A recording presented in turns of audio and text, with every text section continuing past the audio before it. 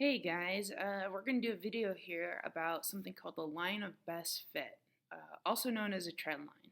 And this is where we're going to start making a connection between the algebra that we're learning about lines in the classroom to outside of the classroom. When would we need to know how to use like y equals mx plus b? When would that apply? And so we're going to look at a problem today about Cheerios, because Cheerios is made and produced by a big company called General Mills. And often big companies do a lot of research into how they're going to do things like package and sell their product. And when you do a lot of research like that, you often collect a lot of data. And unfortunately, in real life, data doesn't always go in a perfectly straight line where it's all nice and neat.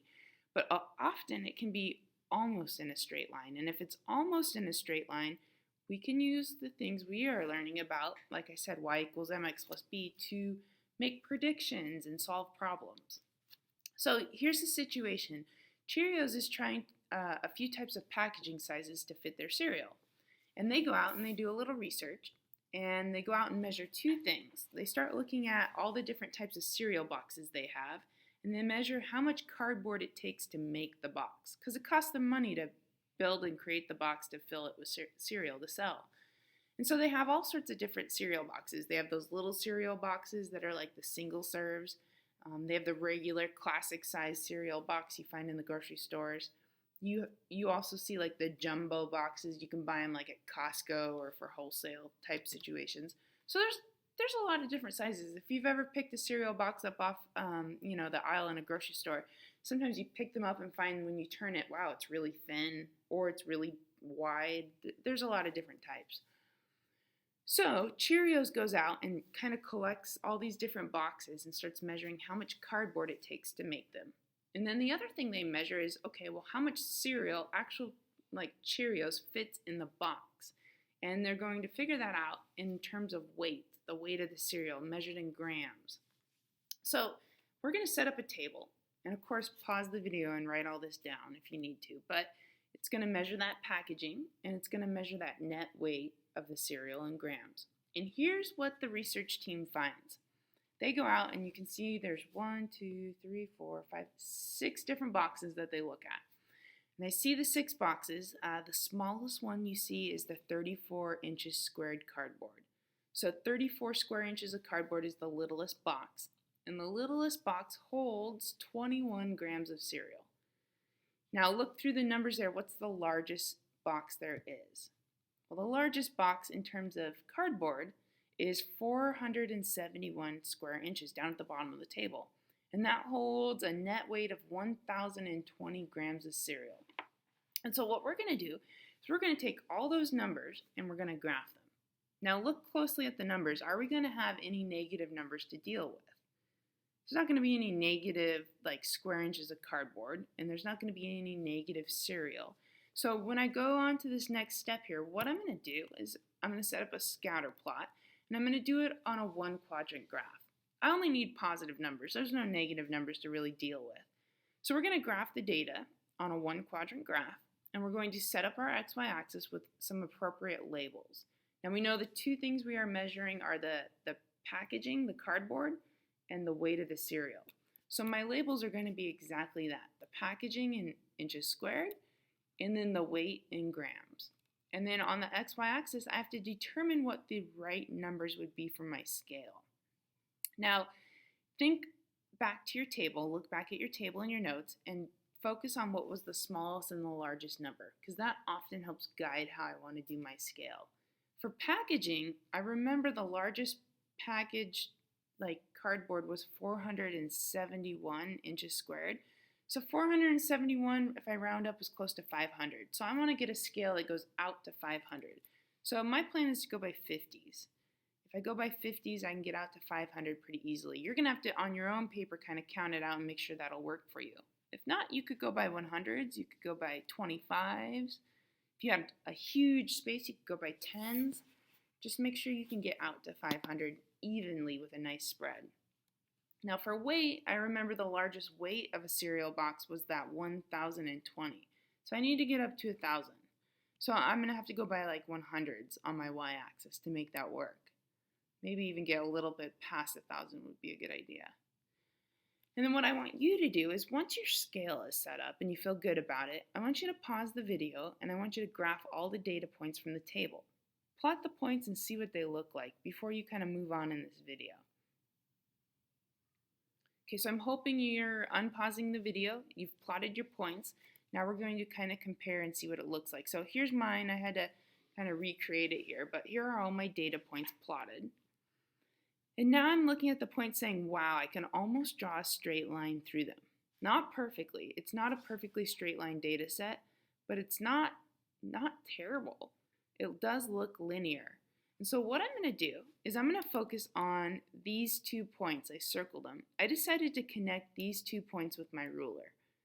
I'm going to choose 2 points that I feel are the most appropriate for a straight line that could go through my data, because I want to focus on those points and be able to write an equation of the line. I want to write a rule.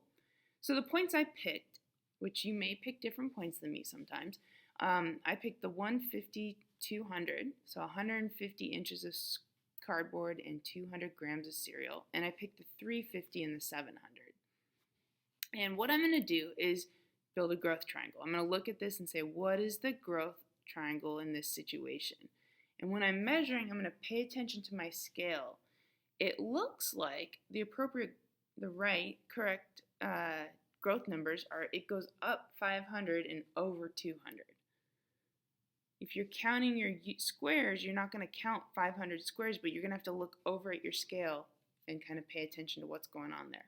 So if it goes up 500 and over 200, rise over run is 500 over 200. So that's really reducing down to 5 halves. We could write 2.5 as a decimal if we really wanted to. So there's my growth, easily identified. Let's think about the y-intercept. Now the y-intercept, if you follow that line down, is down into some sort of a negative number down below. So that negative number, I'm kind of highlighting it there with a little orange dot. It's somewhere in the negatives. It's probably close to about negative 150. So my rule, my y equals mx plus b, is going to be y equals 5 halves x minus 150. And the reason I really want to find this rule is I want to be able to explain what it means in terms of the cereal. So we're really going to focus on that y equals 5 halves x minus 150. And here's what we're going to do with it. We're going to write a few sentences to the Cheerio company that describes what we call the association found in the research. What did we find when we plotted the data and we wrote a rule? And so we kind of found 2 different things. First, we found as the packaging increased, so did the weight of the cereal.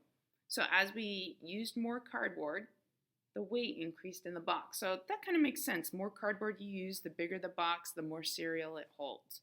So that's one statement I feel comfortable writing. As the packaging increases, so does the weight of the cereal. The other thing I can write to them about is I can write about the y-intercept and the growth of the trend line. Those are 2 things, that the mx plus b, that we really should explain. So remember what our rule was, 2/5 x minus 150. Let's talk about that 2/5 for just a second. Here's what that means. The growth is 2/5. It means that the weight of the cereal increases 2 grams when the cardboard increases by 5 inches squared on average. So that means every time we use 5 more inches of cardboard, inches squared, we get 2 more grams of cereal into the box. So that's the relationship there. Now it's not perfect, it's an estimate because we only chose 2 points on the graph to connect, but it's a close estimate to the data. The minus 150 is a little more complicated to explain. It's the y-intercept. It means technically that if you had a box made with 0 inches of cardboard, it would weigh negative 150 grams of cereal. It's not really possible. First off, if you have 0 inches of cardboard, then you just don't have a box. And second, then you wouldn't have any cereal. There's no such thing as negative 150 grams of cereal. So in this problem, the y-intercept really doesn't mean much, other than it just happened to make our line fit the data. So sometimes that's going to happen.